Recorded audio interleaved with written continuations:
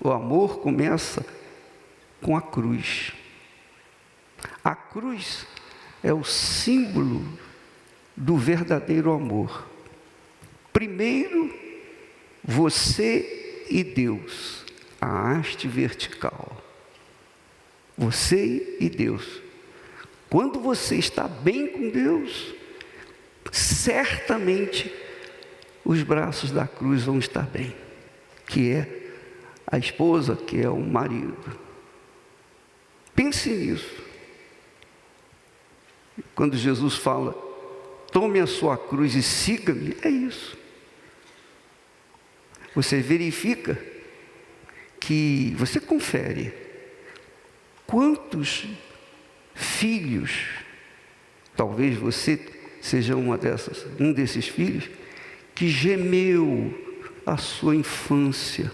Você foi criado num lar cheio de tumultos, conflitos, brigas, e você viu o seu pai agredindo a sua mãe, você viu a sua mãe jogando panela em cima do seu pai, e coisa tal, e depois se separaram, e você ficou dividido.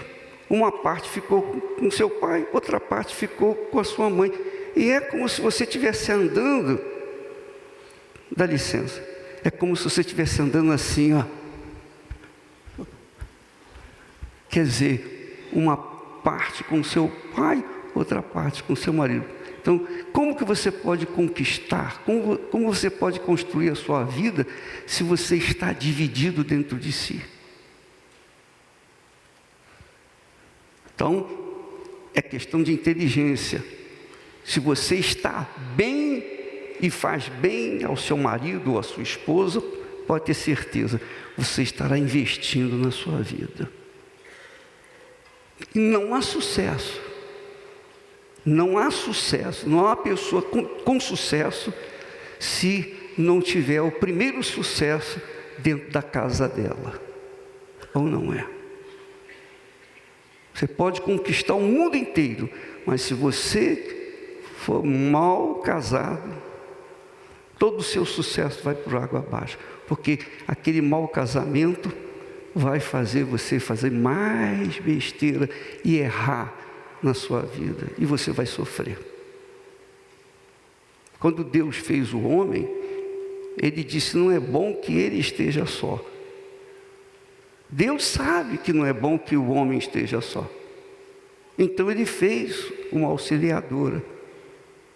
Ele fez a pessoa certa para a pessoa certa. E quando isso acontece, quando nós usamos a inteligência, nosso racional na palavra de Deus, então a gente tem consciência do que é certo e do que é errado. E se a gente faz o que é certo, a gente obrigatoriamente vai colher os frutos da obediência, que são os bons frutos. Então, somos casados há 53 anos e nós temos colhido esses frutos. A paz entre nós. Como que eu poderia orar para vocês se eu estivesse em uma guerra com ela? Como que eu poderia dar alguma coisa para vocês, mesmo se tivesse todo o conhecimento da Bíblia, toda a ciência? Se eu estivesse mal com ela, eu estaria mal e não podia fazer nada de bom. Inteligência. Não é sorte, não. É inteligência. Só isso. Deus nos deu a inteligência para que nós pudéssemos controlar o nosso coração indomável, para que o nosso corpo viesse a agradecer finalmente. Tanto é que o homem representa, simboliza Deus. A mulher representa a igreja do Senhor Jesus Cristo. Então, quando há essa esse entendimento, quando há esse entendimento, é tão forte, tão forte, tão forte. Não importa se você é evangélico, se você é espírita, é católico, muçulmano, judeu, não interessa a religião. Mas você casou, você pode ter certeza, Deus é testemunha do seu casamento. Muito mais do que todos os padrinhos que você tiver. Ele é testemunha. Ele é testemunha do seu casamento, da sua união. Porque a sua união representa a união do Senhor Jesus com a sua igreja. E é tão forte isso, tão forte, que quando os filhos, está na lei de Deus, quando os filhos se rebelam contra os pais, os filhos vão sofrer as consequências. E se o pai ou a mãe amaldiçoa o filho, tanto a mãe quanto o pai têm a autoridade de Deus para abençoar os filhos, mas se amaldiçoar, eles serão amaldiçoados, serão malditos. Então não interessa a religião que você professa, ou se você não crê em Deus, ainda que você não creia em Deus, não importa. Se você é marido, você é pai, você tem uma responsabilidade para com seus filhos. E se seus filhos se voltam contra você, está se voltando contra a autoridade de Deus. E também com respeito à esposa. Veja como o casamento é o princípio de tudo. O casamento é o princípio de tudo. Não adianta a pessoa ter uma excelente formação profissional, intelectual, acadêmica. Não importa. Se ela vai mal no casamento, a profissão dela vai sofrer as consequências. Ou melhor, quem for usar das suas habilidades vão sofrer as consequências. Porque tudo começa com o casamento. O casamento é o princípio de tudo. O casamento é o princípio de tudo. O texto sagrado diz assim, quando Deus fala: porque o Senhor foi testemunha entre ti e a mulher da tua mocidade, com a qual tu foste desleal, sendo ela a tua companheira e a mulher da tua aliança. Aquele Deus estava falando para o povo dele, o povo de Israel, para os sacerdotes, que eram desleais para com as suas respectivas esposas. Enfim, mas Deus fala categoricamente que foi testemunha, e Ele está sendo testemunha de você aqui agora. Muito mais importante do que tudo que você fez na vida, é o que você está fazendo agora. Você está começando uma vida nova. Ainda que você já tenha uma certa idade, não interessa. Você começou agora, você vai ser abençoado, e Deus vai abençoar o seu casamento. Ele vai abençoar o seu casamento, para que você seja testemunha dele na sua casa e venha gerar uma família abençoada, para que ele seja honrado.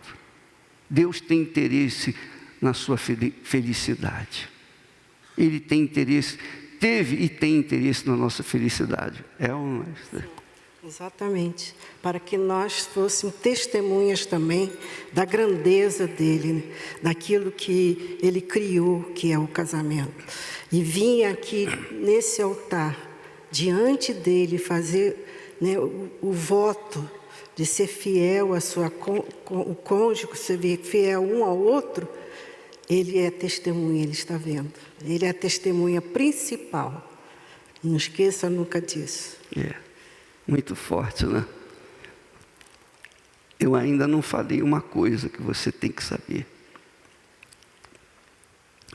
O casamento entre nós, casamento entre vocês, representa também uma aliança entre você e Deus. representa uma aliança, um casamento entre você e Deus. E o que está em jogo num casamento? Por que as pessoas querem vir ao altar para serem abençoados por Deus? Porque sabem que no altar existe a palavra de Deus, a palavra da verdade. Esta arca representa, simboliza a aliança que Deus fez com Israel, o casamento que Deus fez com Israel, com o matrimônio. E o que ele empenhou neste casamento? Que ambos têm que empenhar a palavra. Ele empenhou a palavra dele para conosco. Quando a gente casa com Deus, ele empenha a palavra dele para conosco. Embora que o mundo não importa muito com a palavra, mas a palavra não morre. A palavra não morre. A palavra é espírito. A palavra de Deus é espírito e é verdade. Ela não morre. E a nossa palavra, a sua palavra, tampouco vai morrer. Jesus disse: pelas tuas palavras serás justificado, ou pelas tuas palavras serás condenado. Em outras palavras, nós nos condenaremos ou nos salvaremos, de acordo com a palavra que nós professarmos. Então, o casamento é uma santidade, é algo extremamente santo, sagrado, mais do que qualquer outra coisa. Não existe nada mais sagrado do que o casamento. Por isso Deus se faz presente e é testemunha de cada casamento.